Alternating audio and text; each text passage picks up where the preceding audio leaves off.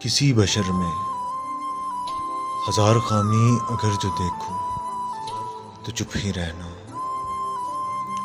کسی بشر کا جو راز پاؤ یا عیب دیکھو تو چپ ہی رہنا۔ اگر منادی کو لوگ آئیں، تمہیں کریدیں تمہیں منائیں، تمہاری ہستی کے گیت گائیں اور تمہیں کہیں کہ بشر میں دیکھی برائیوں کو بیاں کر دو تو چپ ہی رہنا۔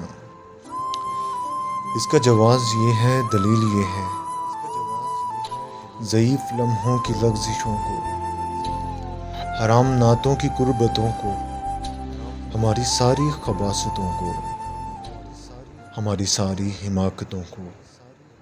وہ جانتا ہے، وہ دیکھتا ہے، مگر وہ چپ ہے۔